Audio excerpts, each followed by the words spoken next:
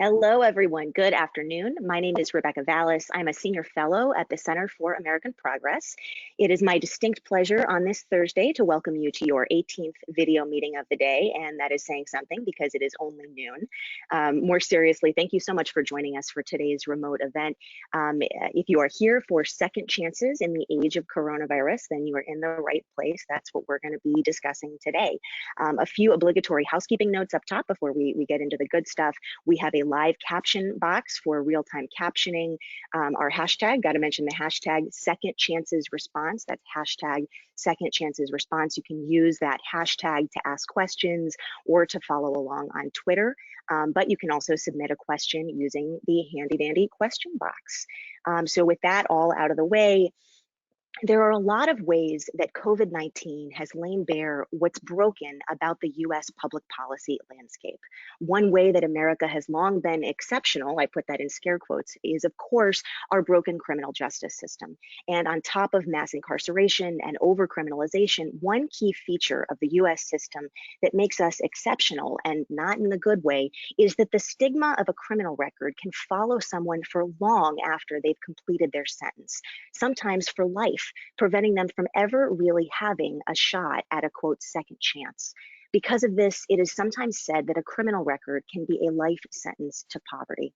With jobless claims now in the tens of millions and counting, economists are forecasting that the US unemployment rate may reach an unprecedented 30% or even higher. A deep recession, if not something more akin to a new Great Depression, appears certain at this point. The only question is how deep it will be and for how long. Meanwhile, workers facing the stigma of a criminal record have been facing a permanent recession of their own. Indeed, heading into the COVID-19 pandemic, formerly incarcerated people were already facing an unemployment rate on par with the nightmarish scenario now being forecasted for the US as a whole. That unemployment rate for formerly incarcerated people heading into the pandemic was 27%, higher than any US unemployment rate at any time in history, including during the Great Depression. Meanwhile, many workers with records who have turned their lives around and managed to find decent paying jobs will find that they're right back where they started, having their resumes thrown in the trash all over again as they begin looking for work anew on the other side of the pandemic. If the overall unemployment rate could reach 30% or higher, there is no telling how high the unemployment rate for people with records who will be among those last rehired when jobs appear could soar. Consider how many people and families we're talking about. We're talking about 70 million to 100 million, fully 1 in 3 Americans who have some type of criminal record. Nearly half of American kids now have at least one parent with a criminal record. We cannot afford to leave these families behind.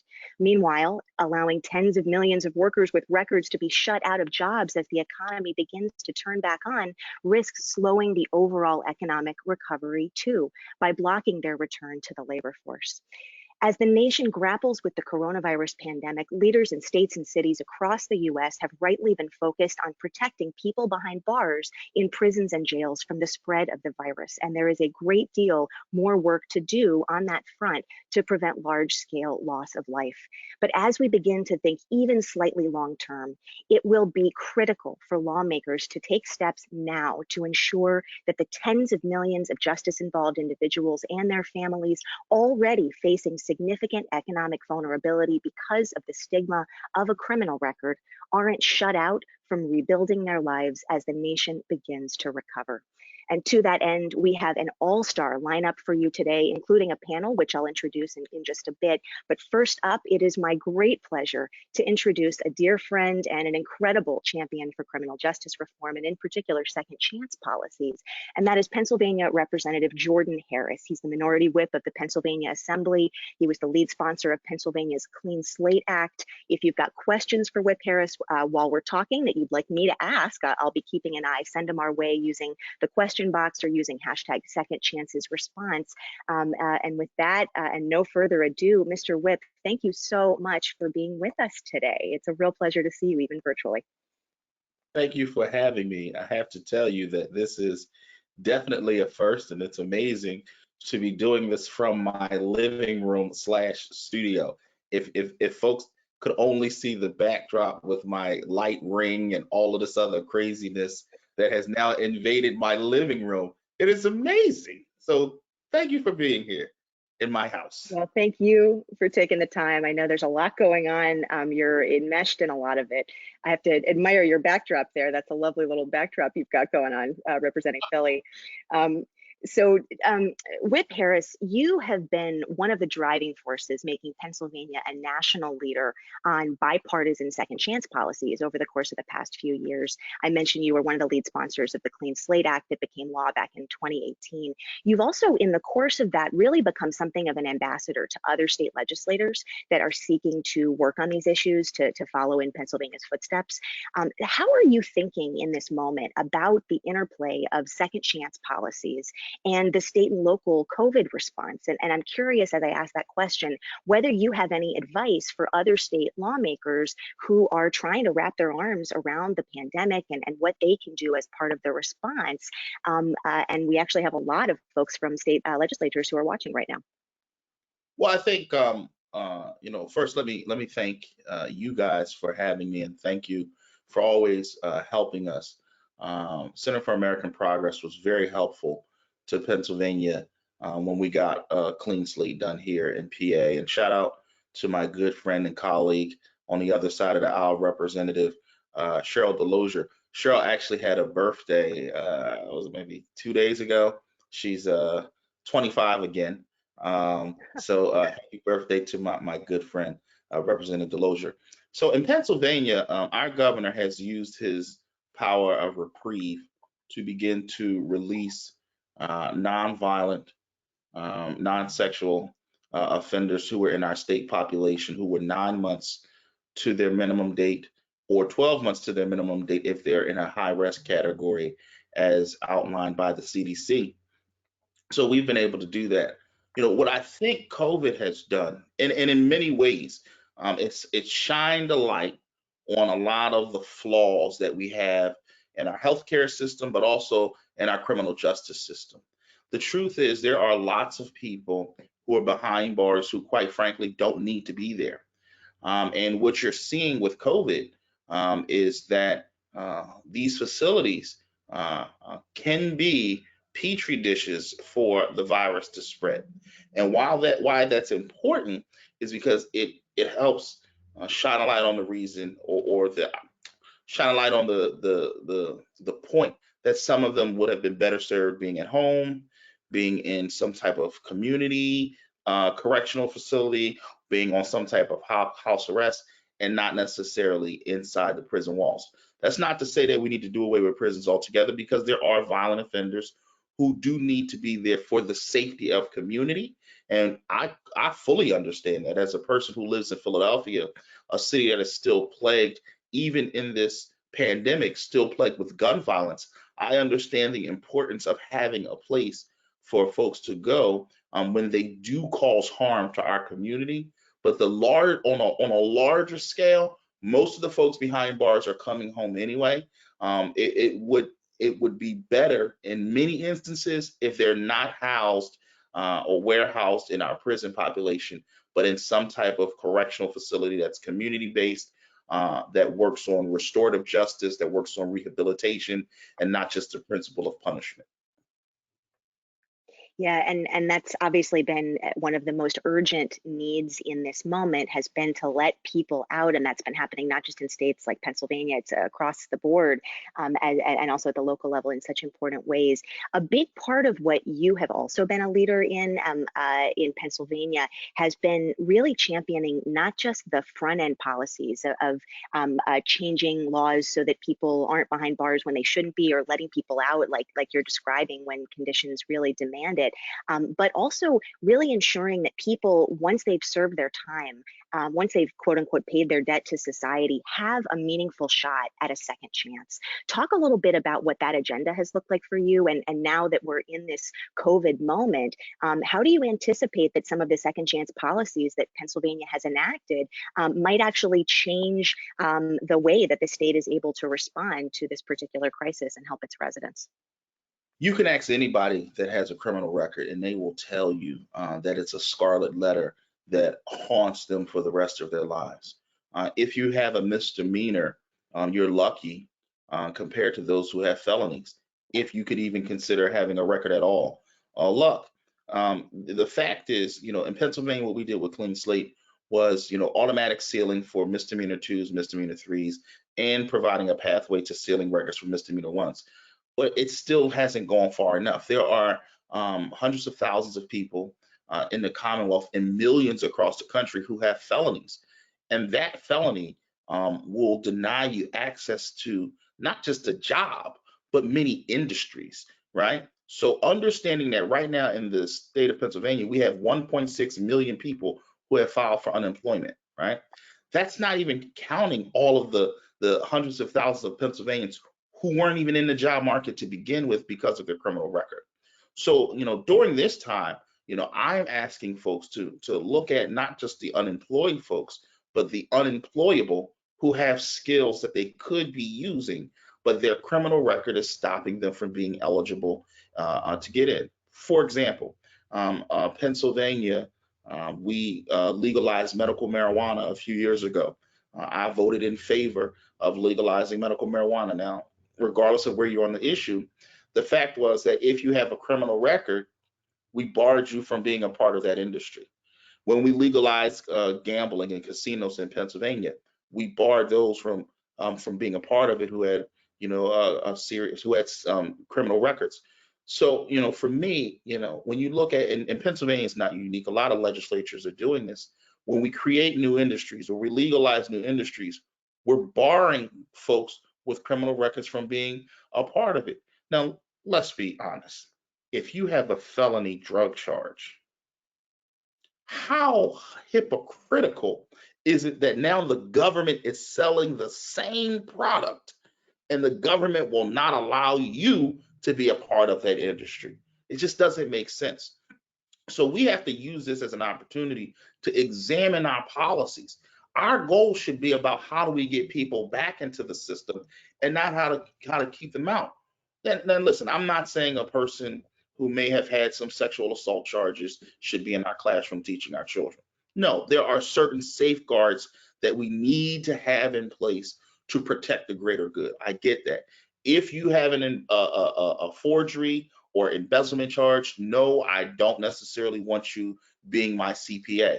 But there are certain industries where your criminal record should not matter as much. And we have to do all that we can around licensing, because I know in Pennsylvania, we have professional licenses. We got a bill, Cheryl and myself, through the House that's waiting in the Senate that deals with professional licensing and different things like that. We have to get people back into the system and not keeping them on the side.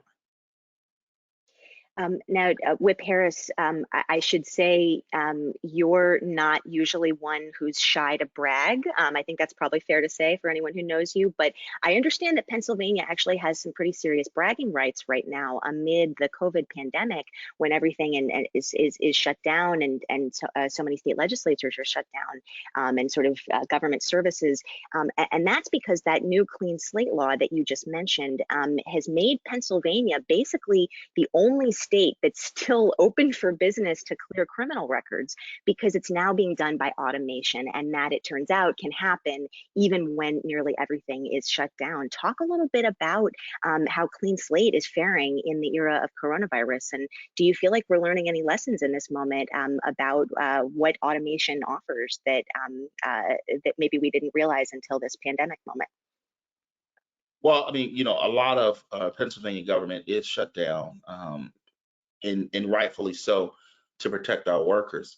But the truth is, clean slate, and I actually didn't even think about it that way, but because of automation, there are records that are still being sealed. And it wasn't easy to get started. I mean, we had to take a whole year just to develop software that can help us do the automatic sealing. We're in April now, so that means roughly 2 months from now will be our first year of fully instituting the record sealing. And we believe that when the first year is done, over 30 million records in Pennsylvania will have been sealed. I think the number is actually almost up to 31 million, because we've made some additional changes to how we're doing things. My good friend Sharon Dietrich, who's coming up after, I'm sure she can tell you more about that and more of the changes. The fact is, because of clean slate, there's a lot of things that are continuing to happen that, quite honestly, we don't necessarily have to do anything for. So there are millions of people, even during this pandemic, who are still getting their records sealed. Who, when after this is done, when after this is over, and we move forward, they will be able to either get back to work, or in some instances, folks will be able to progress in their field because their record is no longer hindering them. Look, the bottom line is this. I truly believe that no person should be judged by their worst day. And what criminal records do is it continues to judge a person by that action. What Clean Slate is doing, and with other record sealing legislation across this Commonwealth, I mean across the country actually now, because I've been to Connecticut to talk about it. I know Utah has done it. Michigan is looking at it. Maryland is looking at it. Louisiana is looking at it. What this movement of automatic sealing is doing is it's putting people back to work. It's getting them back into the game. It's giving them hope. It's giving them an opportunity to show people that they're not the person that they were 10, 15, and 20 years ago. So Whip Harris, we got a couple of questions from the audience. I'm going to throw you two, which could go together or could be separate. You take it how you want. One of these questions is, and it's not specific to second chances, but definitely a very timely part of the conversation right now.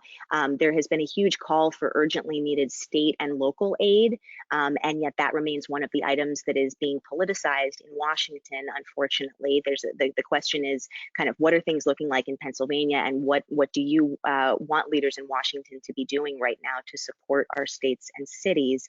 The second question is a little more specific, and that's asking about what opportunities there might be for apprenticeships for the population of folks with records. So, second question first.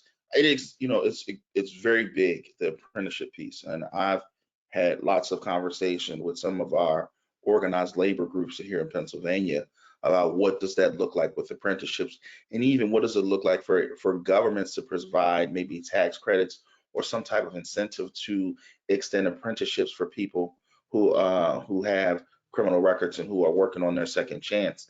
Apprenticeships are huge. They're big. You can't become a journeyman, you can't become a master plumber, you can't become a master carpenter, any of those things without having that apprenticeship phase. And it's important for folks to get it.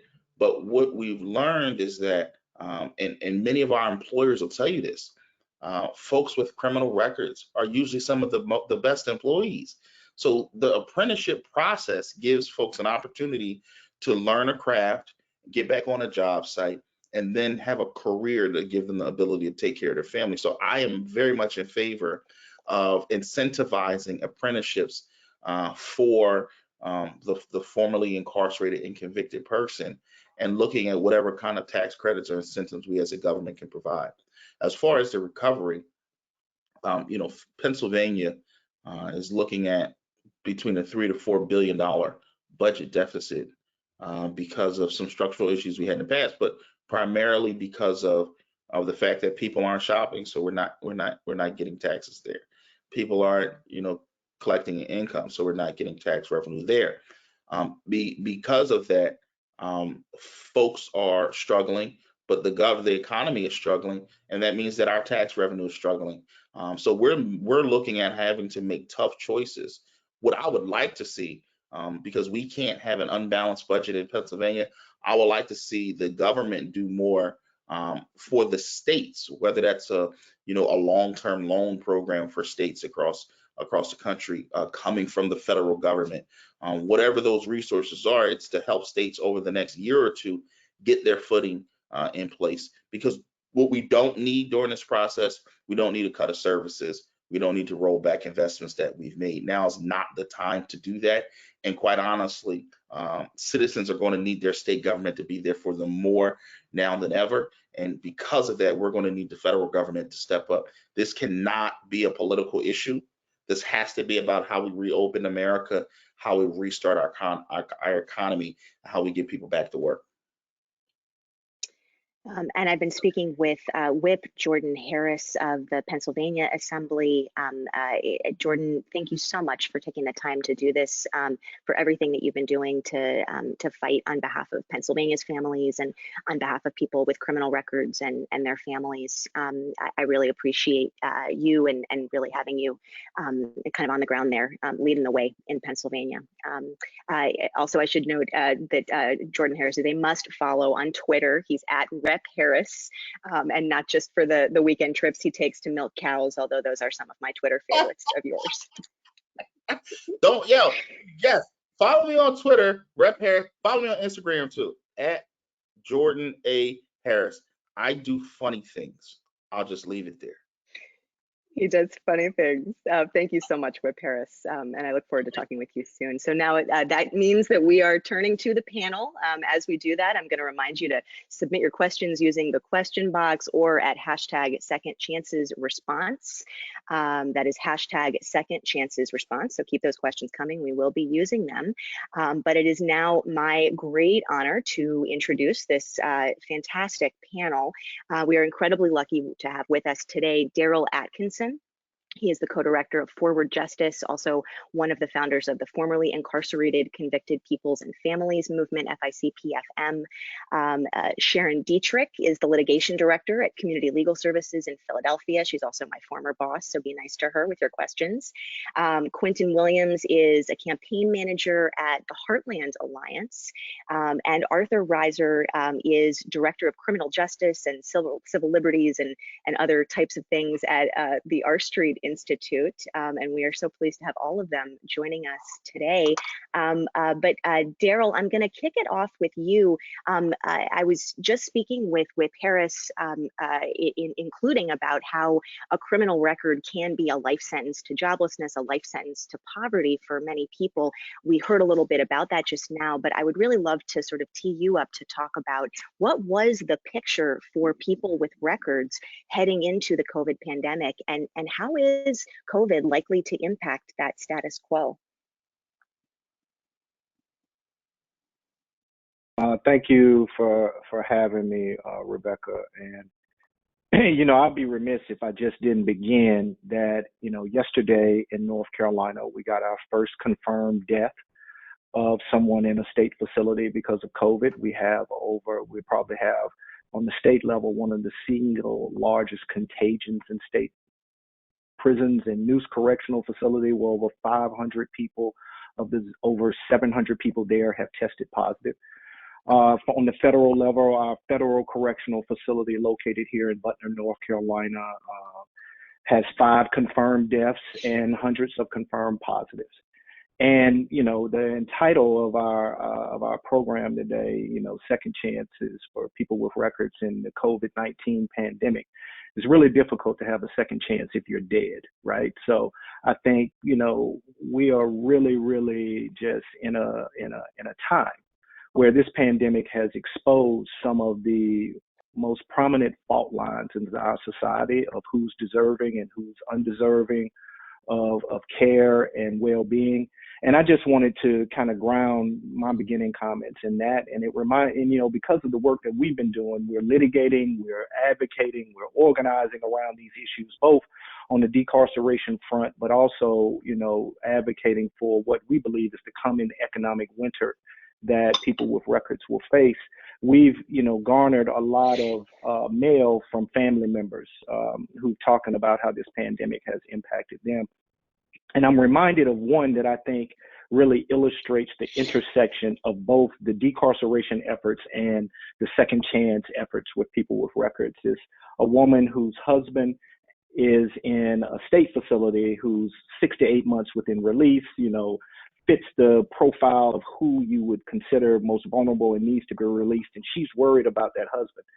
But she met that husband when she was in recovery. She's a person with a record, and she had a job as a waitress prior to the pandemic at Cracker Barrel. That job is gone now. And so now she's struggling to make ends meet, to try to put money on his book so he can get the most basic kind of sanitation things, to try to be able to accept phone calls from him. And thinking about how she's going to be put at the end of that economic line, right? If and when we do open the country back up and people can get back to work. And I think she's the paradigmatic example of the folks who we're talking about, who are caught in the nexus of this thing from multiple different directions and how they're impacted.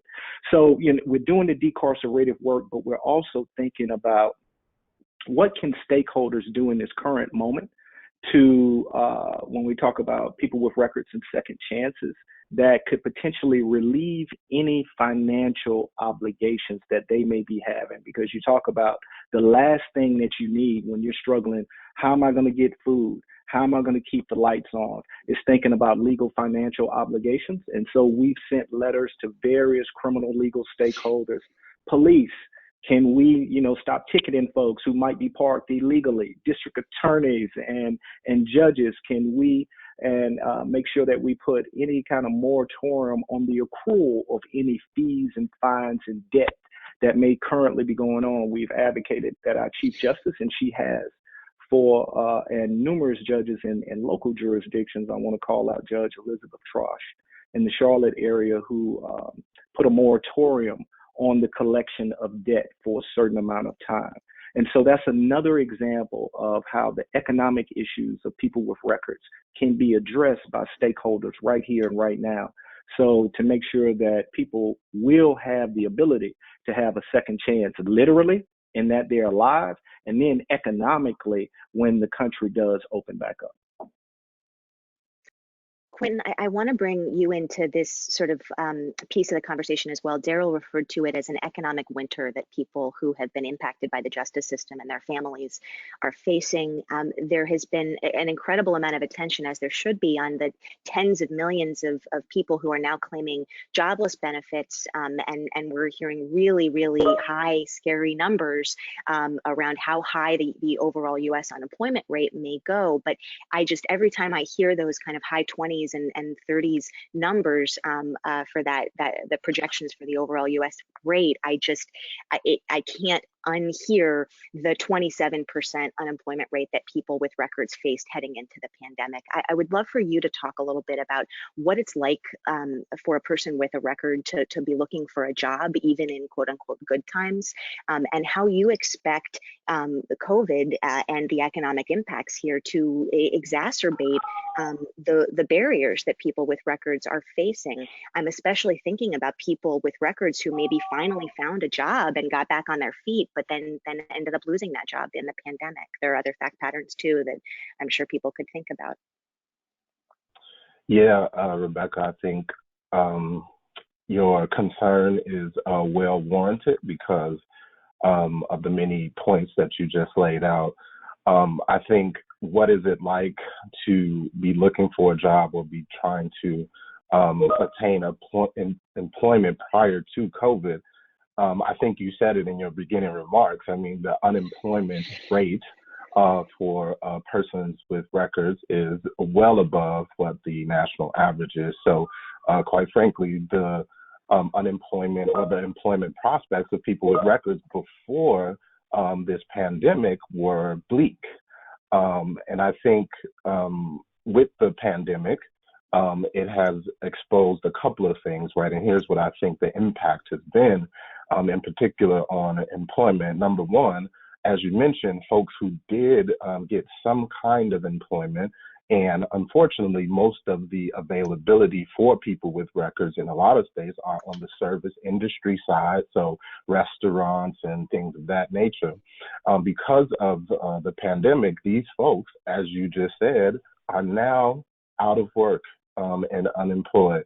So what that does, I was just on a call a couple of days ago, and the hope that people get from being able to finally be able to take care of themselves and their family members being snatched away from them has it's taken a very emotional and mental toll on people, right? There is quite a bit of depression and sadness within the community of formerly incarcerated people that I've spoken with. So that's had a major impact because people know the hoops that they had to jump through to even get a job in the first place. If a person did get a job, I suspect they probably tried to get 20 jobs, so 1 out of 20, and I think even then I'm being generous. So the thought of having to start that process over again, a process that's demeaning, a process that, like as Daryl said, constantly puts before us who's deserving and who's not deserving. Every time you see that question on an application, you think to yourself, you say, wow, are they going to think I am a risk? Are they going to think I am a, quote, bad person? And just to think that you have to endure that process over again is definitely going to take, I mean, just the thought of it, the toll that would take on individuals. And the last thing I'll say is that, I mean, the unemployment statistics for incarcerated folks, very high already.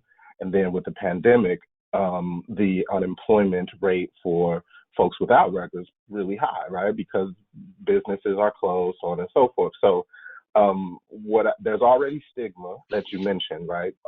But with the pandemic, what I believe is going to happen, because there's this perception of scarcity, right? Perception of scarcity of jobs, perception of, well, you know, nobody has a job. And what I am concerned about is that then people will begin to say, like, well, you know, a formerly incarcerated person can't find a job. Well, regular Americans can't either. So I think then it would be the classic move for the status quo to then pit poor people against each other.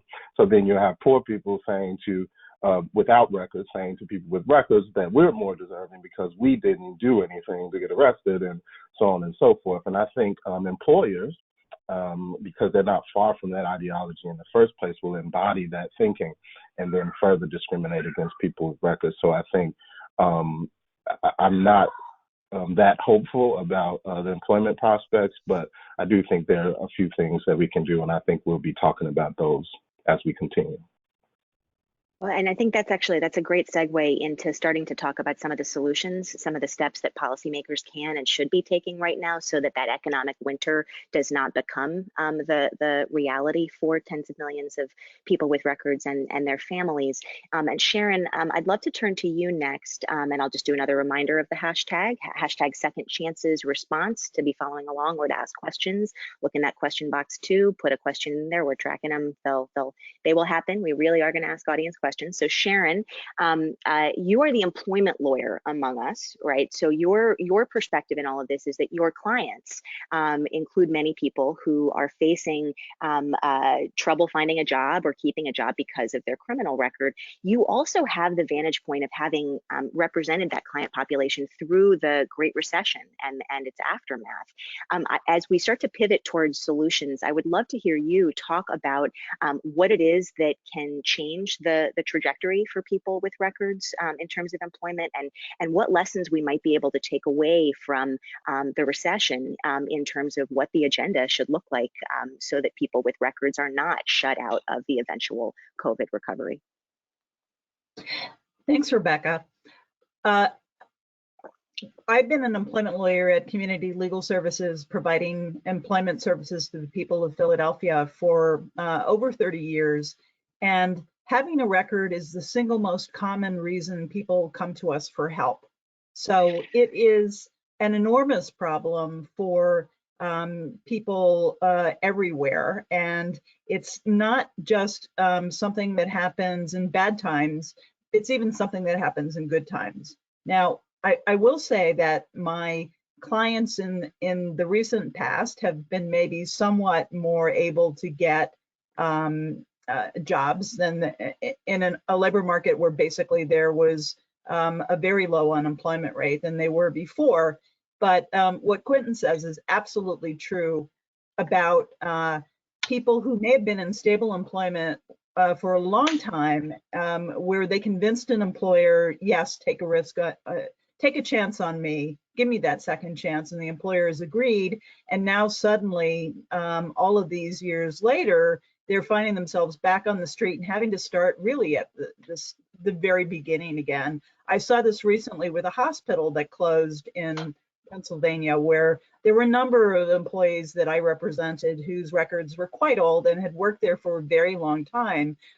And despite having that steady and commendable history of employment, had a very difficult time catching on with a new job. So what's going to happen in this labor market is going to be really ugly for people with records. I have no doubt about that.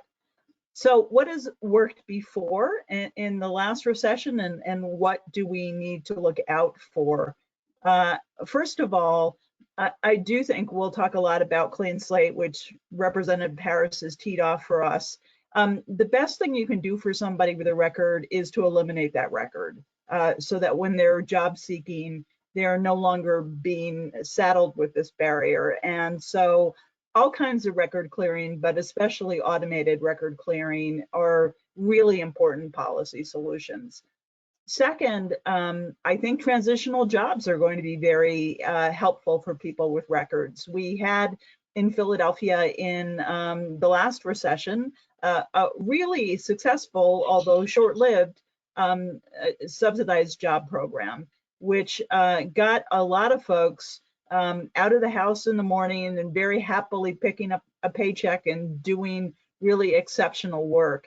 Unfortunately, the funding for that program was very short-lived, but the record of successes there was quite extraordinary. And I know there's a bill in Congress that I believe Senator Baldwin has introduced that provides an opportunity to do the same in this recession/depression.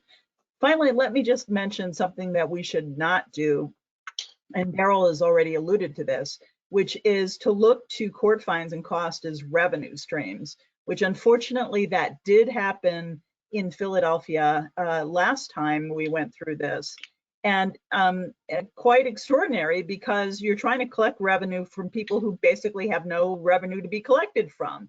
So it didn't actually produce revenue, but it did produce a great deal of anxiety for people who were being asked to pay money that they simply did not have. Yep, and a lot of hardship as a result. I think the overall amount that the courts were trying to collect was like $1.5 billion, right? Just to give people a sense of the scale, and hundreds of thousands of people had their lives impacted. Sharon, I want to stick with you because Jordan Harris actually kind of put you on the spot and name checked you in his remarks earlier, and sort of said he wanted you to come back to talking about clean slate and how it's doing in the era of coronavirus. I know this is something you've been thinking and talking a lot about with state advocates and legislators and others, because Pennsylvania is right now in the unique moment of being the only state that can clear records when other states are seeing their expungement and sealing systems shut down by COVID. Talk a little bit about that, and whether you feel like it's one of the lessons that's worth kind of taking away from this COVID moment in terms of what should change about the second chance agenda. Yes. Well, the reason Pennsylvania is going gangbusters on record clearing and other states are not is that courts are closed all over the country. And DA's offices are either shut down or focused on essential immediate emergency issues, like looking at the jailed population to see what can be done to mitigate virus exposure there. So the expungement process ordinarily requires petitions filed in courts, court hearings, lots of steps, lots of paper pushing. And so if you get a bottleneck at any one place of the petition-based record clearing process, you can't get to the end of it. And stuff that people are eligible to get cleared from the records remains on there. However, Clean Slate basically is an automated procedure where algorithms are run on court and state police databases to see who's eligible. And once their eligibility has been confirmed, by algorithm again to basically close their records down. So nobody has to do anything except maybe a handful of people who run the automation.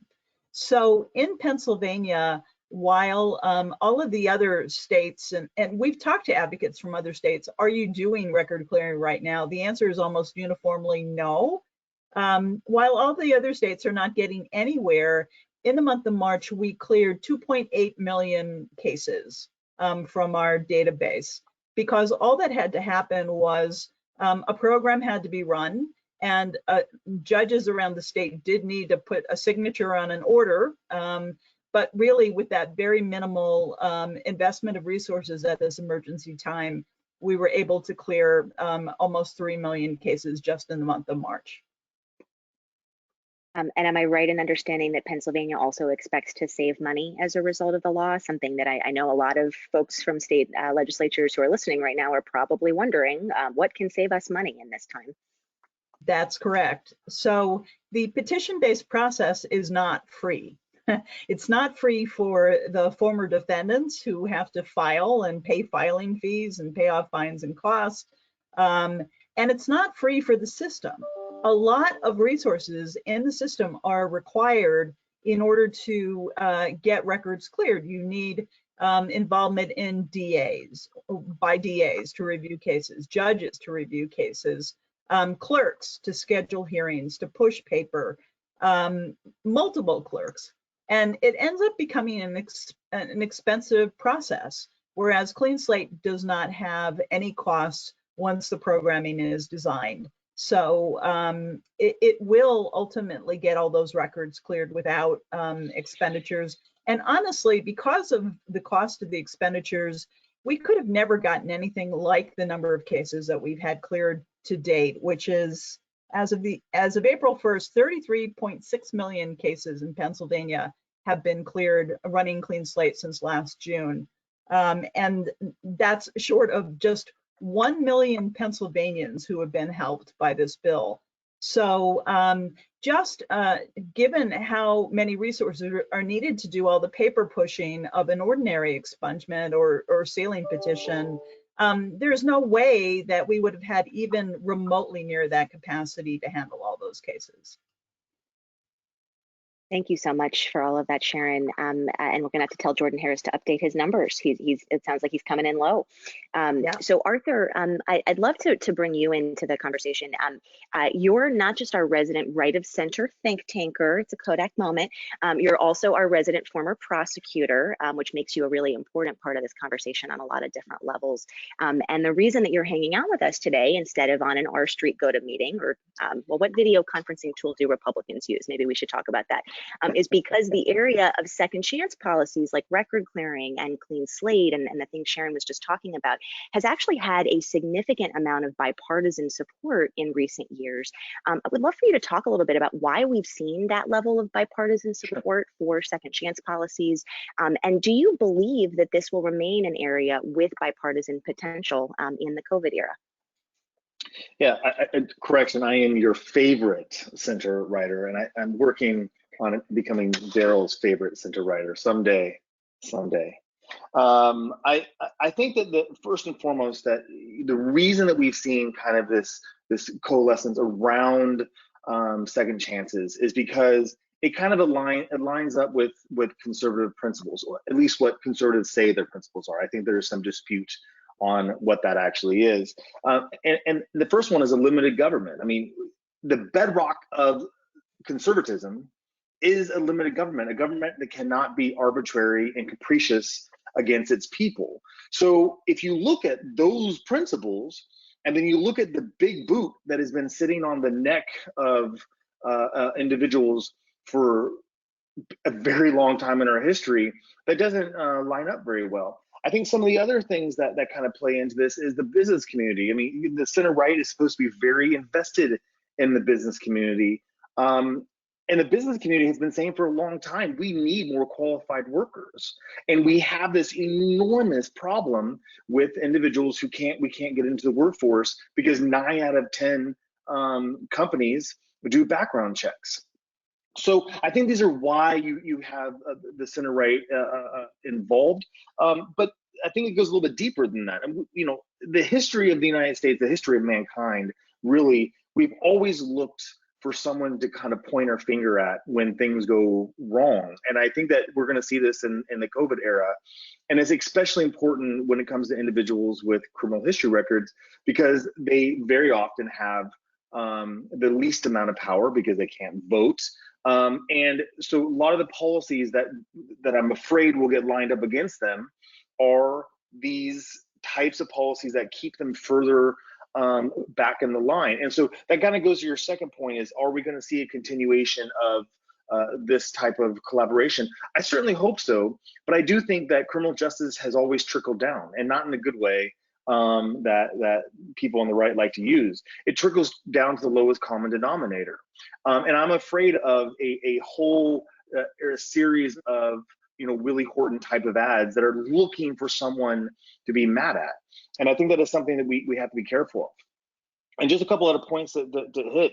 It isn't just the 27% mark that we've been talking about. The median salary for an individual, the first year of release, is $10,000. So it's not just that we have this enormous unemployment rate. It's not just that we have this enormous individuals who just cannot get a job. It's also the underemployment of these individuals.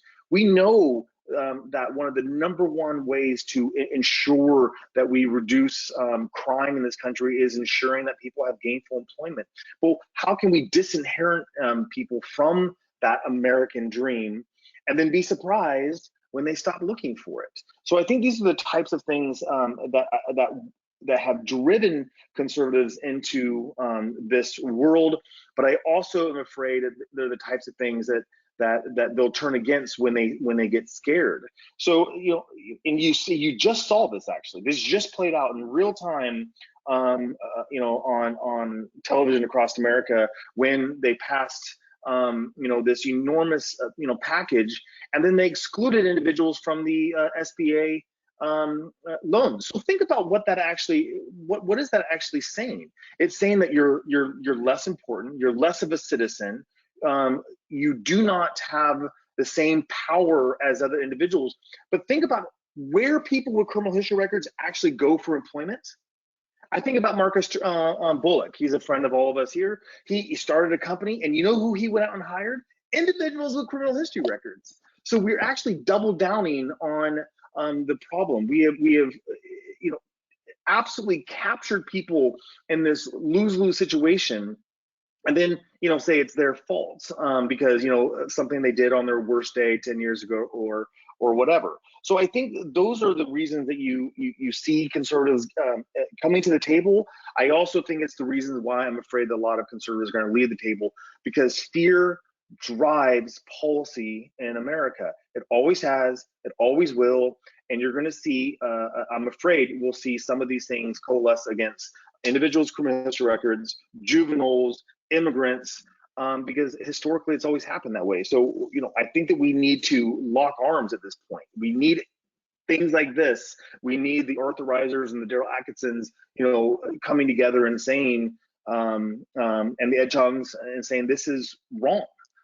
We need to, fight against this and build a center mass of, left-right coalitions to prevent some of these rollbacks, which I am afraid they're coming.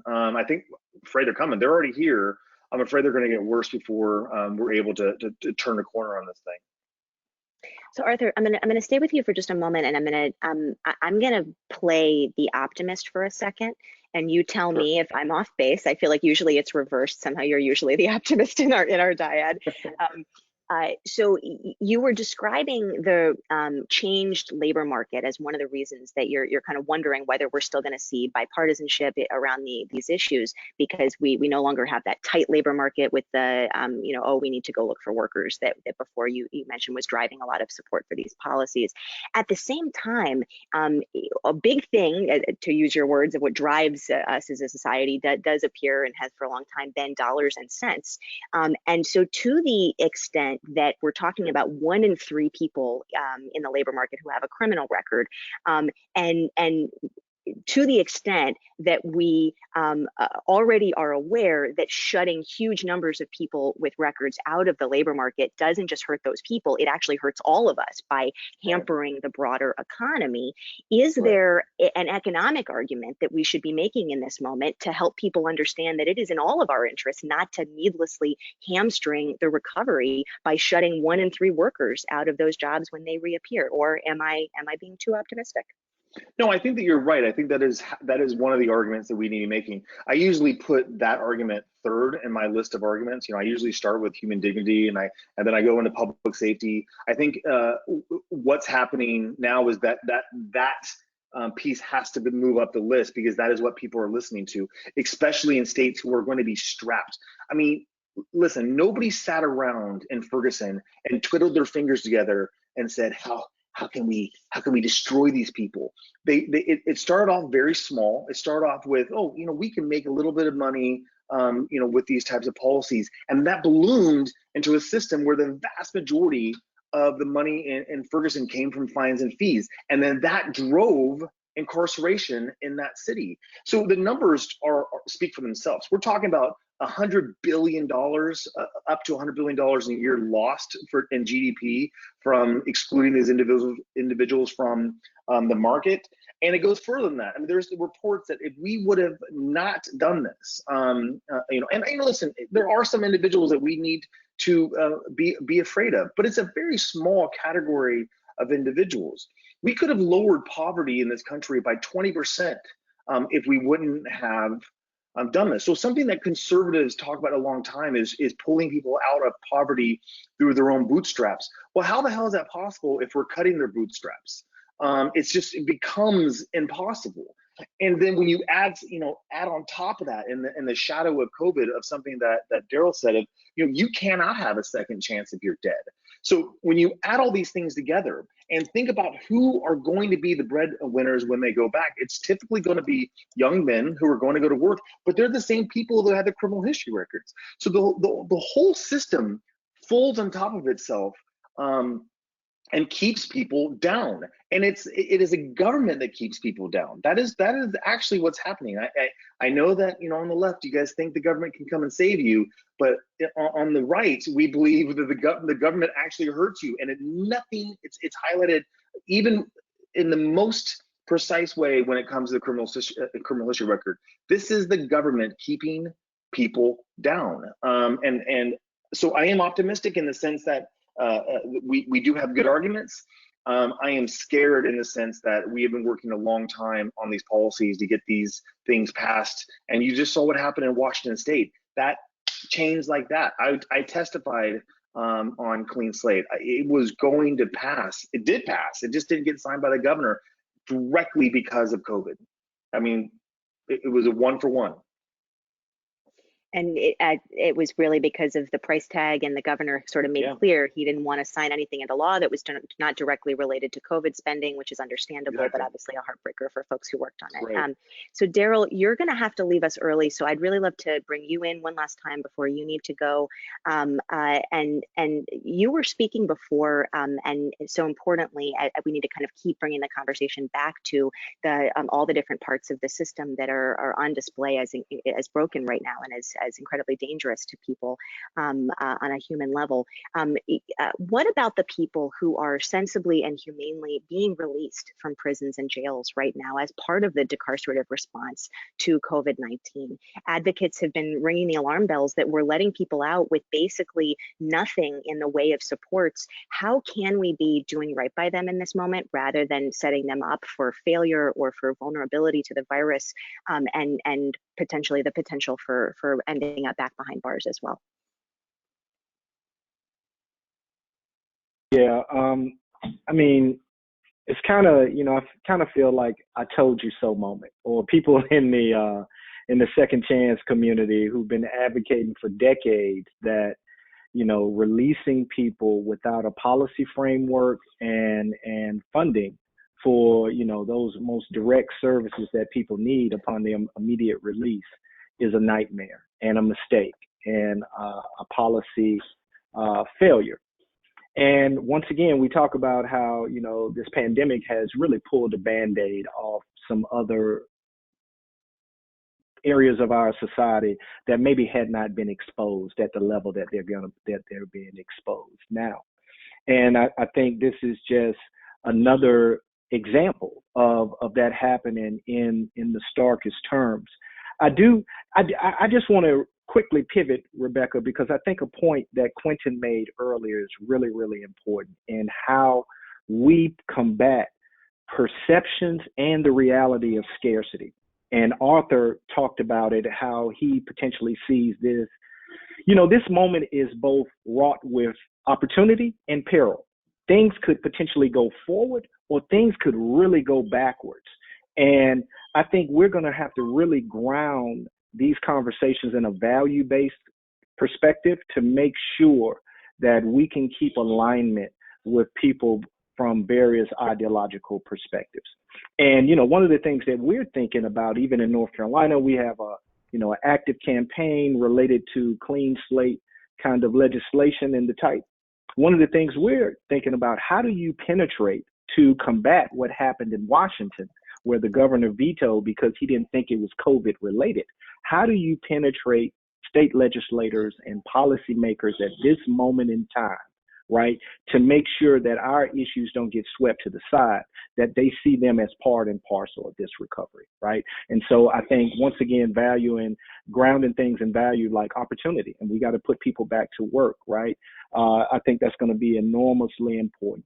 The economic efficiency arguments that you all have been making, and that Sharon pointed out, how automation and things of that nature is actually going to save states money. And in an era where budget shortfalls are inevitable, they're going to happen. States are going to be looking for opportunities to save resources, and we can maybe package clean slate as an ability for states to be more economically efficient and pragmatic. And we talked about people getting back to work. The last thing I want to bring up is really the equity around this, and some of the racial disparities that we're seeing with people who are contracting the disease and dying. And when you think about who those people are, frontline workers, folks working in grocery stores, folks working in mass transit, who are those people? Those are people with records. Those are the jobs that our folks get, right? So we need to be thinking about even more progressive measures, not that our people just get jobs, that they get hazard pay for doing that kind of work, because they're actually facilitating the ability for the rest of us to live a life that facilitates social distancing and us being healthy. Lastly, I would add, and I just thought about it when you all were having the discussion about some of the unintended consequences of automation. Automation reduces court traffic at the courts. And so if we want to decrease the amount of human interaction that people have to experience, we got to move away from a petition-based system, because every petition requires a signature for the judge, requires service on the DA, requires all of these various human interactions that could facilitate the spread of what we are hearing in October is, this disease is going to come back. So we need to be thinking about how these measures are going to facilitate fundamental societal changes in our life that I think this pandemic is going to force upon us. And with that, Daryl, I know we have to say goodbye to you. So thank you so much for taking the time to join us today. And we will let you go to your next commitment. Please join me in thanking Daryl Atkinson, co-director of Forward Justice and one of the founders of FICPFM, the formerly incarcerated, convicted, and people's families movement. Thank you so much, Daryl, and it was wonderful to have you here. So I'm going to welcome Whip Harris back with us. He has stuck around. He is here for audience Q&A. Whip Harris, thank you so much for waiting patiently. And so send those questions in, #SecondChancesResponse, or you can use that handy dandy question box. And Quentin, I'm going to go to you first as we open up audience Q&A. And the first question that I'm going to ask is, there's been a lot of discussion, and there needs to be a lot more of it, around the tremendous and horrific racial disparities within whose lives are being claimed by COVID-19. And given a lot of the racial disparities that already exist, both in the racial wealth gap, the Black-white unemployment gap, what do you expect, given the disproportionate impact of our criminal justice system in this country on communities of color, the impact to be on those disparities if COVID continues to play out the way it is, and if that economic winter does come to bear for people with records? Yeah, that's a great question. I must say, I think the economic winter is already there for people with records, right? It's been cold outside for people with records. You know, it's been a hard time. And I think as we enter into a more wide-scale economic winter, like I said earlier, I think it's only going to widen the gap unless there are certain measures that are taken by our public officials. For example, Daryl brought up a great point about the kinds of jobs that people with records are often funneled into because other occupations are off limits. For example, I think COVID has exposed in the healthcare field, for example, like we have this shortage of healthcare workers and we have folks needing help, but just like here in the state of Illinois, like you can't get certain licenses, right? So to be a respiratory therapist, for example, that kind of job is off limits, and that kind of job pays more than, say, a grocery clerk or something. So I think as we continue to think about what we might do to maybe curb some of that gap, I think one of the things that we need to do is be thinking about the kinds of jobs that are available or not available because of what we have in place. And I think if we don't do that and COVID continues as it's being predicted, I think we're only going to see those numbers widen. Because here's the thing, I think, unfortunately, especially here in Illinois, there was a great number of, and in Illinois, Black folks that have some type of criminal record, well over 50%, okay? So when we talk about disparities, and we can't talk about them as they're two separate conversations. Like we have the racial disparities in death, and we have disparities with people with records. I think those things are very much intersecting, because the racial disparities that we see in the racial wealth gap that we see between whites and Blacks in particular is in part because of the prison industrial complex. It's in part because of the lack of reentry supports that people get when they come home, that then funnel them into low-wage jobs without benefits and then end up funneling them back into the criminal justice system. So I think as it relates to how this will impact that gap, I just only think that it will widen it unless there's some action taken. Now, Arthur, I do agree that government sometimes has been harmful and often harmful to people. But when it comes to your comment about coming to save us, here's the thing. I have a list of things that I've created during COVID that happened that should have happened already, right? People they're considering basic income for people. People are getting stimulus checks, and people are getting various supports in various ways that if we had asked for that prior to COVID, they would have been like, oh, we can't do it. Oh, we're going to have to raise taxes and all this stuff. But now, all of a sudden, that there's a pandemic, and it is impacting more than just Black folks, more than just people with records. Now, they've found the money miraculously to come in and, quote unquote, save us. Now, I do think that needs to be coupled with other things in our communities, right? But I just want to be clear, like, it's not a matter of whether or not they can, quote, save us. I think it's a matter of political will, because those are choices that public officials are making. They are making conscious choices. And I think, yes, fear drives policy, but they ought to be scared of the fact if they don't continue the supports and they don't continue and those racial disparities continue, they ought to be scared of what the people might do as a result of that. And there's going to be growing groundswells of pressure on these public officials to do the right thing. Political choices, indeed. Hard not to be thinking about that every day, reading the headlines when there's $500 million, available and ready to go to corporations and no money for people to buy food, but I digress. So we've got a couple of questions from the audience, all kind of around the same theme here. So I'm actually going to toss this next set of questions over to Whip Harris, now that you're back with us, and Sharon, to sort of be the dynamic Pennsylvania duo for us here. So a number of questions asking how Clean Slate works, who is eligible, and how it is helping people find jobs. And one of the questions is sort of along the lines of, how does this hide a person's record from employers? So it sounds like actually a little bit of the basics on Clean Slate would be in order. Who wants to take that first? Sharon, you want to do the nuts and bolts? All right. So the idea behind Clean Slate is that much of our criminal record data around the country is digitized.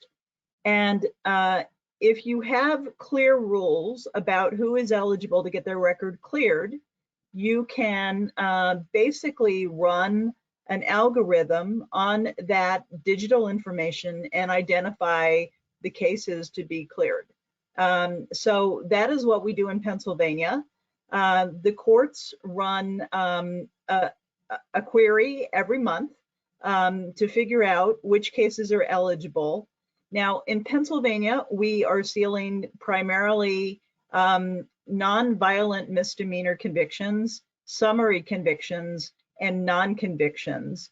That is not necessarily the formula that other states can or will adopt. And frankly, I'm hoping Representative Harris is going to say, yes, we're going to add like drug felonies to that list soon.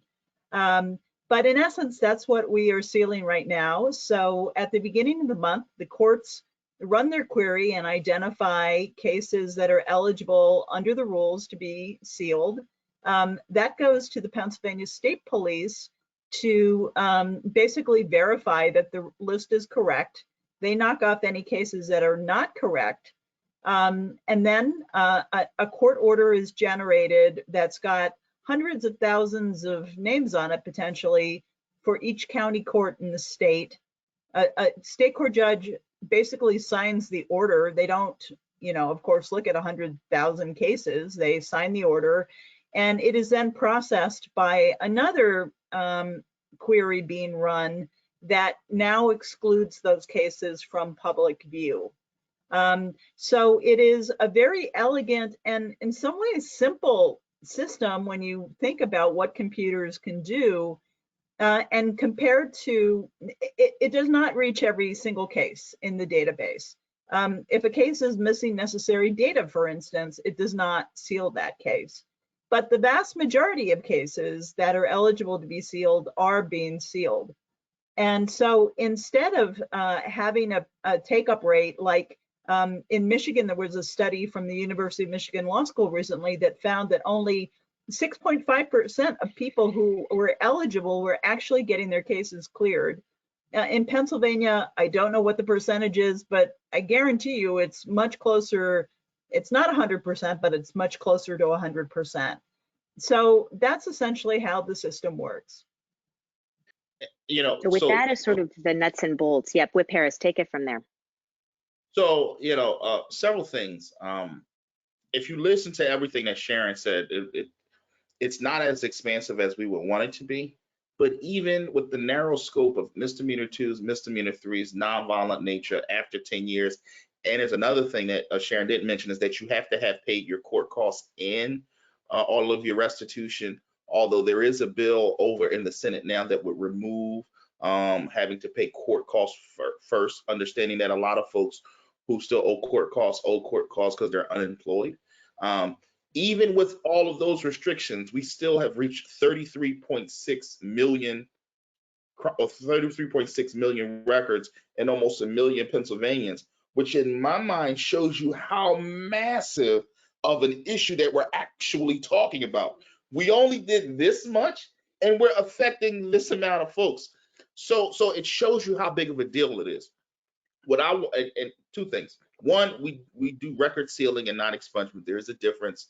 When we first started this, actually in 2016, is when we actually started down the path of really looking at the record sealing piece.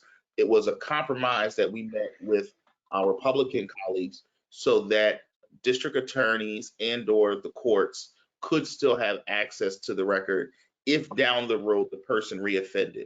They wanted to still have some type of access if something happened down the road. So that was a compromise that we made. So that's why it's called record sealing and not expungement. The second thing is I am, and I was then, I am now, and I will be until it's done, committed to getting felonies done and committed to getting drug felonies done. I know my colleague, if she hears this, my colleague Cheryl Delosier will get a little squeamish every time I say This is, you know, what's so funny in criminal justice, this is now the new F word. You know what I mean? When you were growing up, your mom said you couldn't say the F word. Well, in political spaces, felonies seem to be the F word. I love to say the F word because the truth of the matter is, one, you know, we've done a bad job of deeming things felonies, right?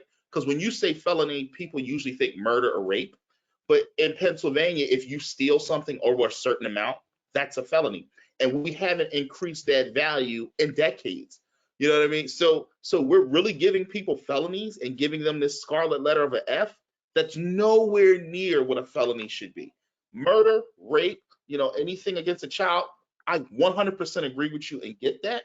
But a lot of the things that we deem felonies are just simply because of how much you stole or how much you know on the drug sale, how much you sold. So, you know, for me, it's if we did that, I mean, we would really see ourselves getting into a place where we're actually changing everyday people's lives. When you look at my community in Philadelphia, when you look at the 80s and the 90s and the crack epidemic and all of that stuff, you know, for me, you can't talk about the opioid crisis without talking about what we're going to do about drug felonies for people back in the 80s and 90s that got, you know, killed by the crack epidemic.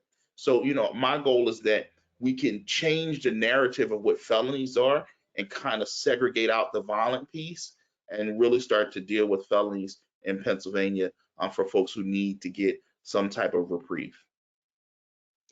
Well, I know that's music to Sharon's ears, and it is to mine too. So excited for that day to come, and I hope Cheryl Delosier is watching and is nodding along with us and ready to partner with you on that. Hashtag Second Chances Response is how you can send in your questions. We've got tons and tons of questions, more questions than we know what to do with. So I'm going to try and see if our panelists can actually follow up on Twitter a little bit with some answers to some of these popular questions. But in the time we've got left, Sharon, we have sort of a question to me that has your name all over it, and this is are there, oh, I just lost it, let's find it again, are there reasons that people with records might not be eligible for assistance in the pandemic, whether that's coronavirus specific assistance or other programs that were in place before? Would love to hear you talk a little bit about that. Yes, and in particular, there are restrictions on participation in the Small Business Association loan program based on records. And there's a very active coalition that is trying to affect the Senate bill that's currently under consideration to change that. That's the one that most springs to mind. I suppose another is just the whole concept of who is eligible for income support right now. You know, the PUA program, Pandemic Unemployment Assistance Program, is mostly geared to people who are working. So what happens if you were not working? There's a whole segment of the population that are not covered by that program, potentially merely because they were not currently connected to the labor market at the time. Yep, and that's actually another proposal that seems to be gaining traction in Congress, I understand, is ways to strengthen our unemployment protections so that people in that situation like you're describing, but also gig workers and others actually have something to fall back on, not just in the middle of a pandemic, but if they lose their job or if they need something to fall back on, kind of like a job seeker's allowance. And Quentin, it Rebecca, looks like you wanted to get in there as well. Yep, I'm reading your mind. I'm telling you to talk. Yeah, so in addition to like those with the small business loans and the things that Sharon just mentioned, I would also like, even with the stimulus checks, for example, most of the folks that I know with records had filed their taxes with one of the local tax agencies, and then they may have gotten an advance. They offer an advance when they get it. So people's refunds or stimulus checks are being caught up in, so there's a delay for folks who went and didn't do their taxes like on their own, or did not, or they got an advance. And the reason why they got an advance is for obvious reasons, because they need the money right now, right? So now these small tax service agencies, right, are having a hard time sort of filtering the stimulus checks to individuals, and I've heard that a lot too. So there are also some, it may not be like codified in law necessarily, but there are also ripple effects on people with records in other ways. Yeah, that's a really important point. And we would, of course, be remiss if we did not mention there are some programs that exist outside of the pandemic, the Supplemental Nutrition Assistance Program, and also TANF, the Temporary Assistance for Needy Families Program. Both are critical assistance programs. SNAP, of course, it used to be called food stamps, provides income assistance. TANF, or food assistance, I should say, TANF provides income assistance. Very, very meager, both these programs, but both still have a law and a policy on the books that about half the states still have in effect, which bars people who have felony drug offenses from being eligible, something that really has no business being in place and can also be really counterproductive for folks with records too. So well, we got to mention that one if we're going to talk about eligibility for benefits and folks with records. We've got a question. Whip Harris, were you about to add something, or are you just waving at me? You're just waving at me. So let's go to another question that's actually a Pennsylvania specific one. We're being asked, and so Sharon, I think this is probably for you, and it probably is a fairly quick one, but I think this is important for folks who are following along on Clean Slate and they're wondering what this means for them. The question is, in California, when we file for expungement, we have cases that are mandatory and cases that are discretionary. Do you have anything like this in Pennsylvania? Are the cases that are automatically sealed mandatory, or is this not a thing in Pennsylvania? Well, we never really couched Pennsylvania expungement and sealing laws mandatory or discretionary before Clean Slate, but basically Clean Slate makes those cases mandatory because there's no discretion once a case is reached an eligibility criteria. You've done your 10 years on your misdemeanor. You've waited for your 10 years since your conviction. You've paid your fines and costs. There's no saying no. So essentially, Clean Slate has made those cases mandatory for being sealed. Great. Arthur, question that has you written all over it. What is the role of prosecutors during the pandemic and afterward? How can they ensure that their actions do not negatively impact people who are currently incarcerated or people with records? Yeah, I think prosecutors play a huge role, and police for that matter as well. I think it's something I've noticed that's funny is for years I've heard the communities of color say that the last thing that they want is more interactions with the police, and now the police are saying the last thing they want is more interactions with the public that aren't necessary. So it's strange how that has flipped upside down. I think the role that prosecutors and police officers can be playing, in particular when it comes to this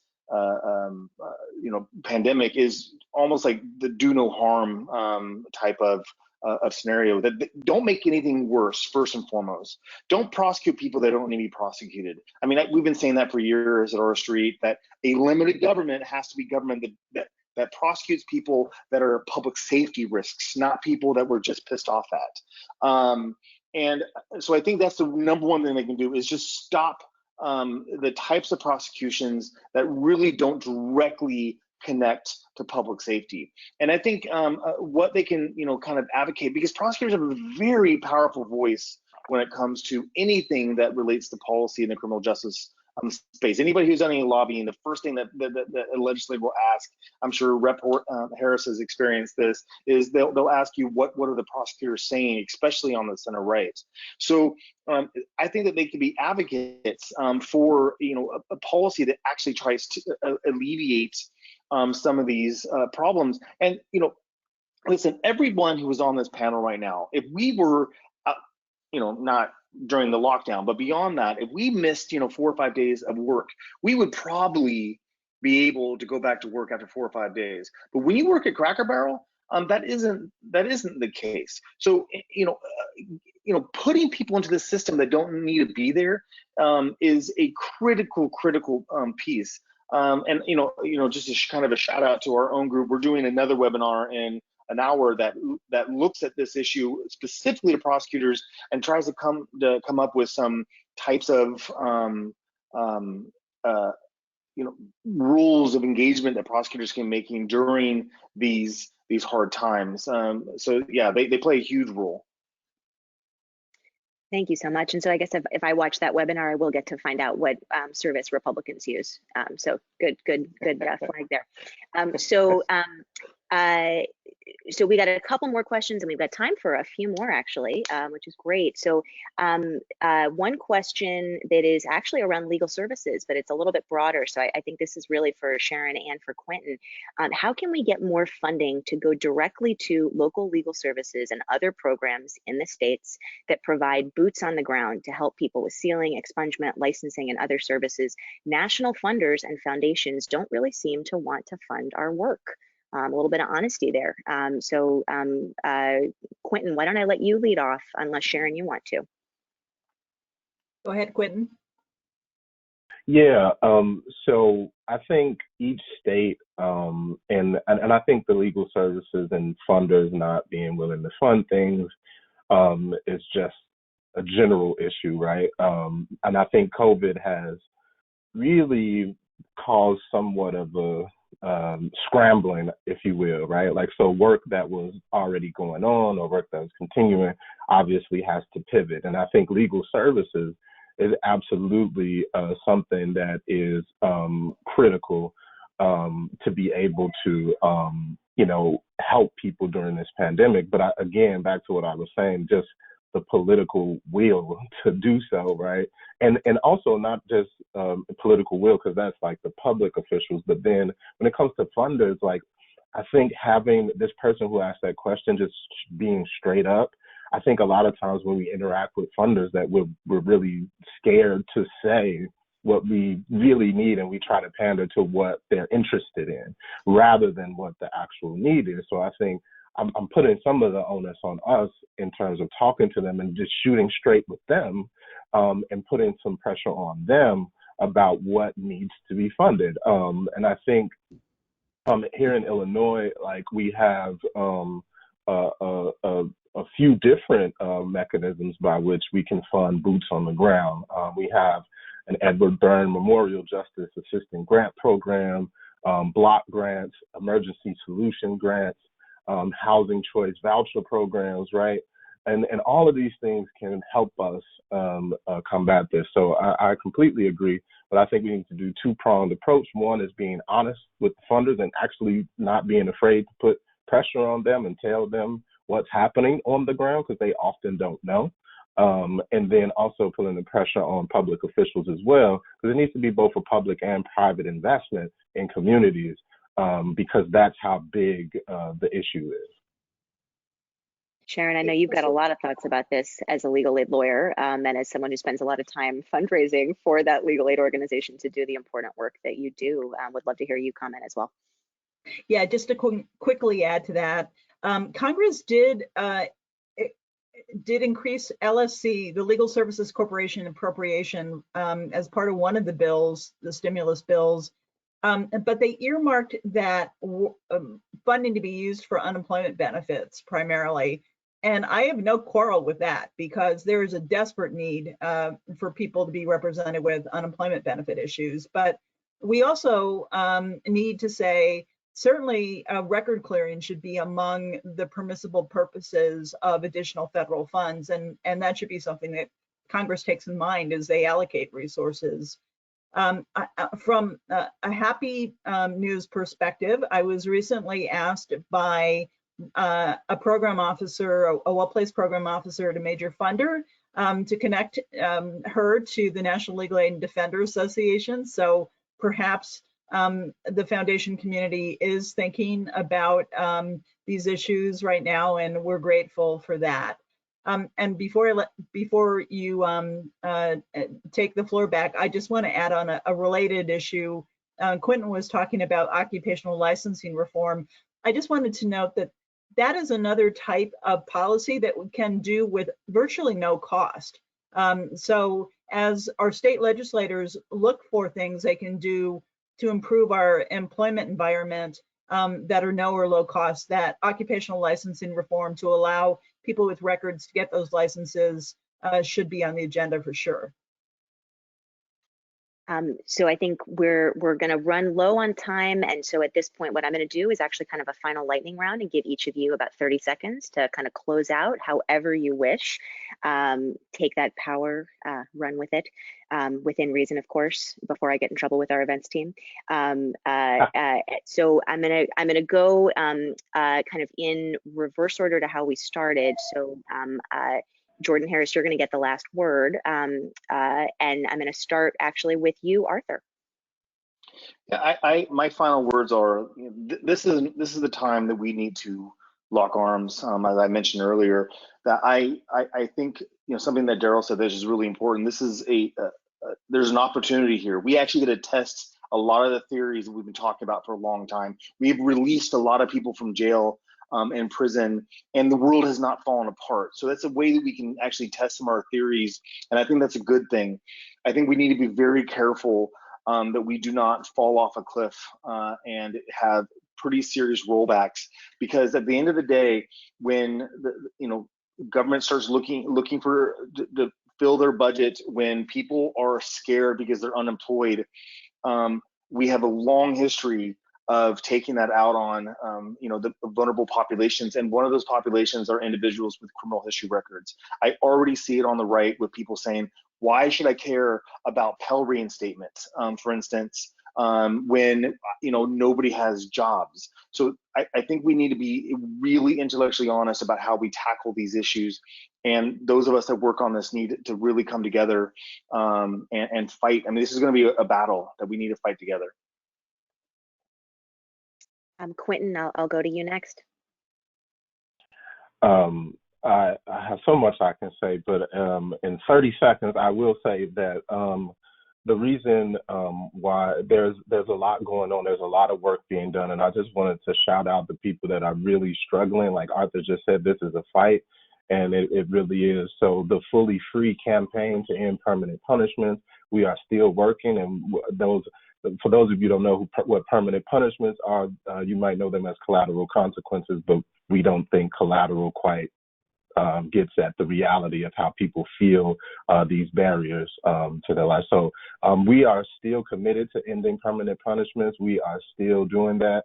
And then one other thing that I wanted to point out, there's an intersection also when we talk about what do we stand to lose if we do not include people with records in our recovery efforts from COVID.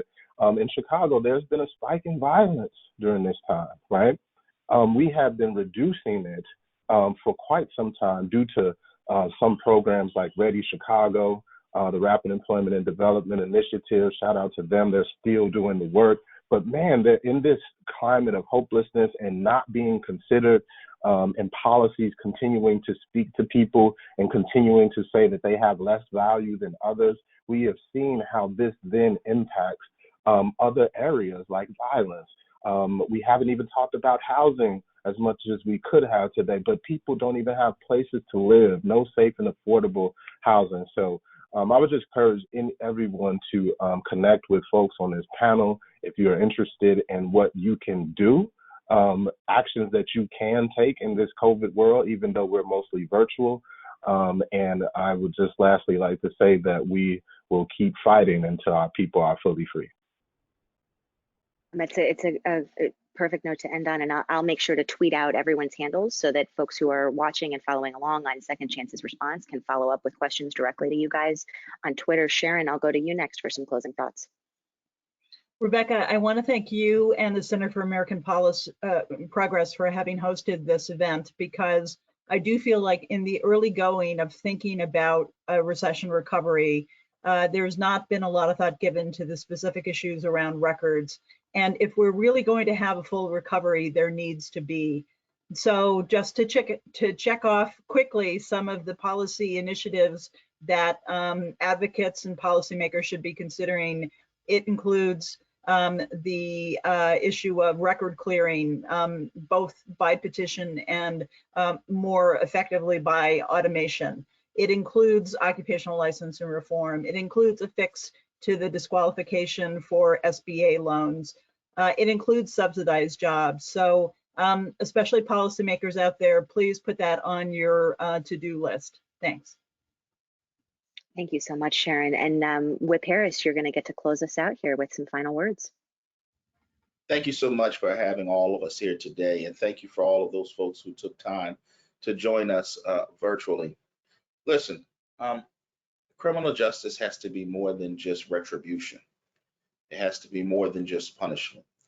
And we have to stop deciding what we do to folks based off of how mad we are at them at the time of their crime. The truth is, a supermajority of folks in our criminal justice systems are coming home.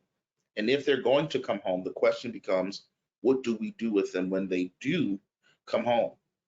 States across this country are paying millions, if not billions of dollars when people recidivate because we're not doing a good job of, one, preparing them to come home, and two, helping them stay home.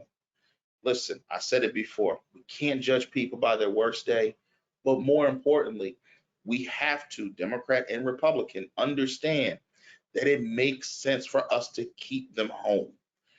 They can go from tax burden to taxpayer. That means that you don't necessarily have to spend more money on the Department of Corrections if you invest in people when they come home. Our goal, our job as a Commonwealth, as states across this country should be, when folks come home, we do all that we can to make sure that they stay home. That's what criminal justice should be about. And I believe that Democrats and Republicans together can achieve that goal and stop spending the money that we're spending on this system. We can reinvest those dollars in education, in infrastructure, and a whole host of other things that'll move our country forward. So let us, use this time at home, or let's use this time during COVID to think about what we all can do to chip in. And while we're thinking about that, let us also keep in mind all of those first responders who are out there today keeping us safe. And to them, I say thank you. It's a perfect note to end on. That was Minority Whip Harris of the Pennsylvania Assembly, lead sponsor of the Pennsylvania Clean Slate Act, which he was speaking about before. And we've also had the great pleasure today of being joined by Daryl Atkinson, co-director of Forward Justice, one of the founders of the formerly incarcerated Convicted Peoples and Families Movement, Sharon Dietrich, litigation director at Community Legal Services of Philadelphia, Quentin Williams, the campaign manager at the Heartland Alliance, and Arthur Reiser, director of criminal justice, civil liberties, and other things at the R Street Institute. I appreciate all of you so much for all of the incredibly important work that you've been doing in this moment, that you're going to continue to do, and for taking the time out of your COVID schedules to spend it with us and with all the folks who joined in today. And thank you to everyone at home who tuned in remotely. I will tweet out from my handle, and Cap will as well, the handles of our panelists today, so you can keep the conversation going using hashtag #SecondChancesResponse and ask questions and engage the folks who are part of today's discussion to keep it all going on Twitter, because of course Twitter is real life. So with that, thank you so much for joining us, and sending best wishes to everyone in this incredibly difficult time.